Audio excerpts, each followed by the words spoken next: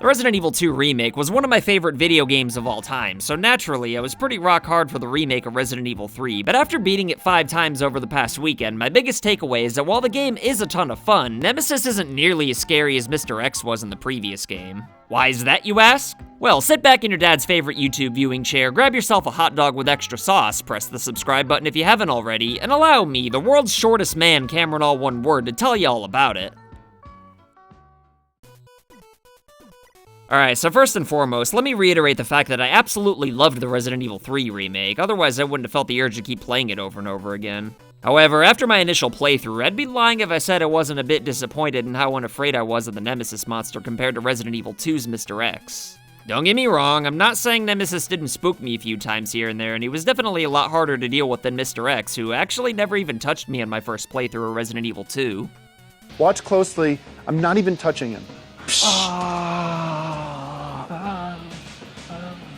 However, just because Nemesis is bigger, stronger, and faster than Mr. X, and he can use weapons on top of that, doesn't necessarily make him scarier. I mean, after all, the Valkyries in God of War are a lot more challenging than Nemesis and Mr. X combined, but you don't see anybody wetting their bed over them, do ya? Do ya? And look, I'm sure there's bound to be comments talking about how they weren't afraid of either monster, but whether you're just trying to sound like a hard-ass or you genuinely weren't afraid, let me go over exactly why I found Mr. X to be so intimidating before I talk about what I thought Nemesis was lacking. First of all, I wasn't expecting Mr. X to appear until the second run of the game just like he did in the original, so being caught off guard definitely added a lot more to the experience for me, and I can only imagine how more casual players felt if they had no idea who this full-grown man even was in the first place. He first appears once you start getting the hang of how the game works, and no matter how many bullets you jam up his ass, the most you can do is make him take a knee for 30 seconds, which means that you really don't have any other choice but to run away from him. Seeing as how you're actually faster than Mr. X, running away from him isn't really all that hard, just as long as you don't double his speed by shooting at him and pissing him off. But even then, he's only an ass hair faster than you, so he's not actually going to be able to get his hands on you unless you're running upstairs. And as soon as you run through a few doors, he's pretty much lost you.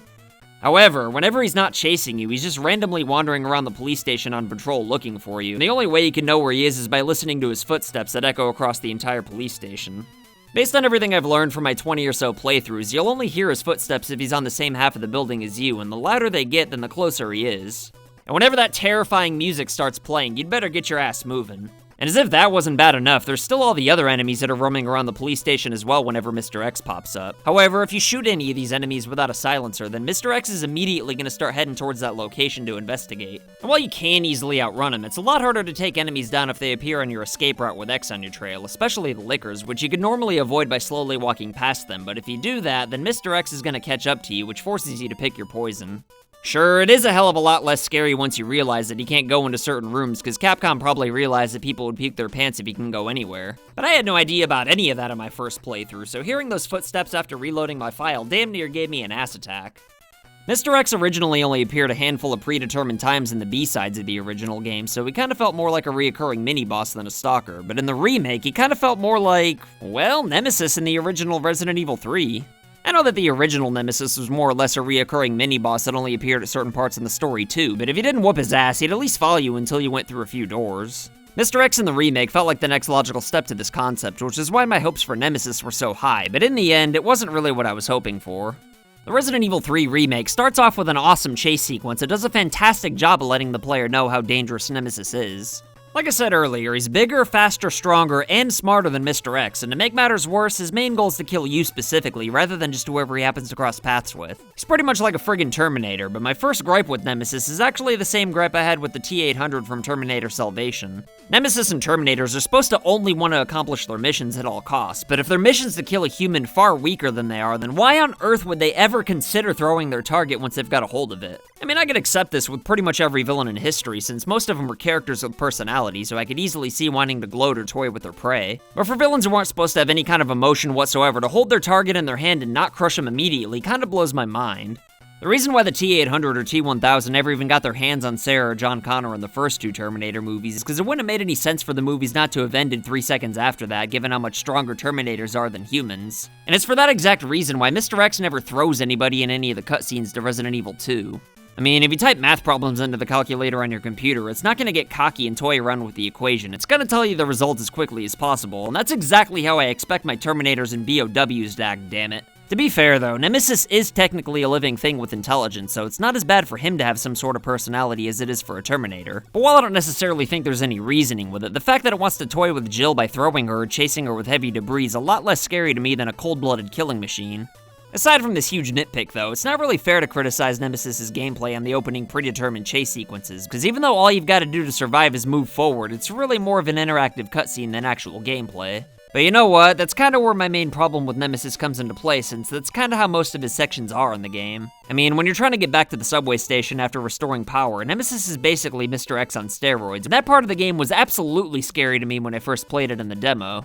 But then after that, it kind of felt like he just kept getting less and less scary as the game went on, which is crazy to think about since he started using weapons. But the trade-off is that he starts moving slower than a snail's ass once he gets the flamethrower, and once he has the rocket launcher, all you gotta do is dodge when the light turns red. Yeah, you can still dodge him when he doesn't have any weapons, but he's a lot faster than when he does have weapons. And if you put him down on his knee for 30 seconds, he doesn't patrol the area until he finds you again. He just kinda jumps down from the buildings as soon as he's up and moving again, so he's pretty much unavoidable. But seeing as how he only really uses these mechanics for such a small portion of the game, I consider it more of a boss fight, whereas Mr. X was an unstoppable regular enemy that moves at random. Outside of the parking garage and jail cell sections, Mr. X wasn't magnetized to you, he just kinda walked around until he saw you. However, during the brief part of the game where Nemesis stalks you kinda like how Mr. X did in the Resident Evil 2 remake, he always seems to know where you are, so even then, it still feels more like a boss fight. And look, I know Mr. X isn't necessarily on patrol for that much of Resident Evil 2, but while he is on patrol, the goal is to explore all the new rooms and figure things out, which is really hard to do with all those loud footsteps making you feel uneasy, as opposed to when Nemesis is stalking you and your path is a lot more straightforward.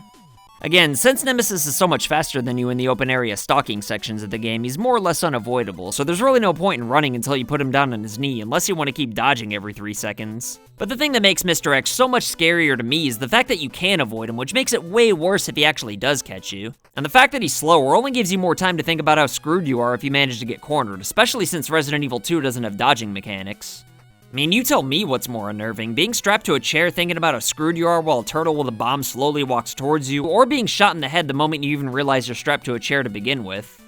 So yes, Nemesis is far more of a challenge, but unlike the original games, I just don't think he's scarier than Mr. X. However, while I was initially disappointed by that fact, the more I thought about it, the more I realized that there's absolutely nothing wrong with it.